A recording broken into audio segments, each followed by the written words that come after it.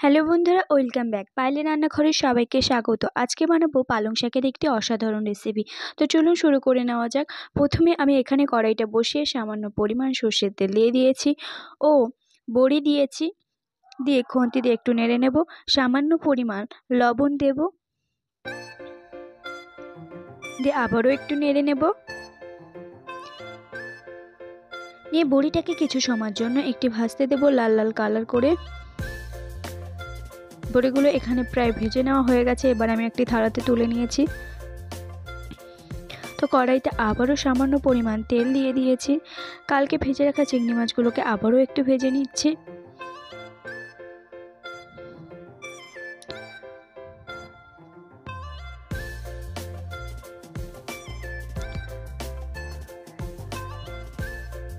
সামান্য পরিমাণ লবণ ও গুঁড়ো হলুদ দেব, গুঁড়ো লঙ্কা দেব,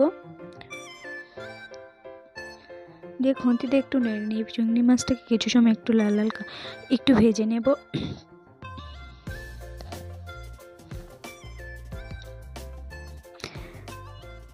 চিংড়ি মাছগুলো এখানে ভেজে নেওয়া হয়ে গেছে। তো কড়াইতে এবার দিয়ে দেব পেঁয়াজ কুচি,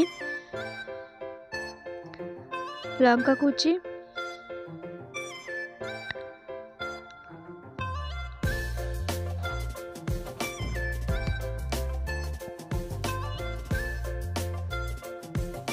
দিয়ে খুন্তি দিয়ে একটু নেড়ে চেড়ে পেঁয়াজগুলোকে একটু ভেজে নেব।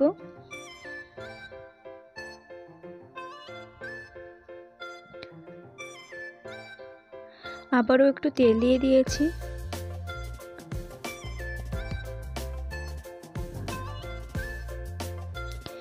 এবার দিয়ে দেব আগে থেকে কেটে রাখা পালং শাকগুলোকে।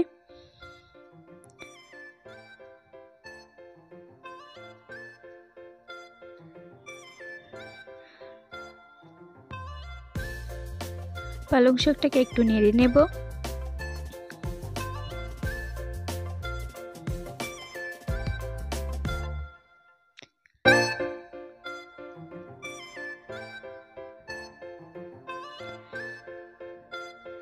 এবার একটা থালা দিয়ে পালং শাকে কিছু সময়ের জন্য ঢাকা চাপিয়ে রাখবো।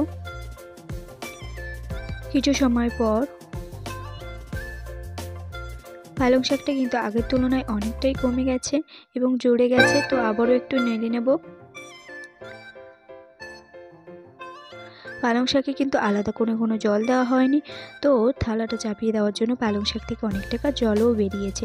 তো সামান্য পরিমাণ লবণ দিয়ে দেব। এখানে আমরা বাটা হলুদ ব্যবহার করেছি ও লঙ্কার গুঁড়ো দেব। দিয়ে পালং শাকটাকে আবারও একটু নেড়ে নেব।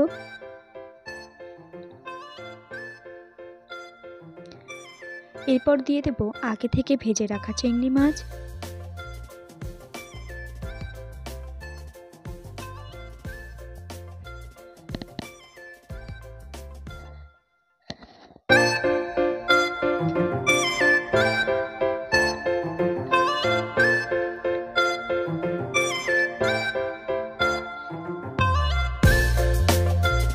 এবার দেব ভেজে রাখা বড়িগুলো উপর দিয়ে একটু ছড়িয়ে নেড়ে চেড়ে নামিয়ে নিলেই তৈরি পালং শাকের ভাজি।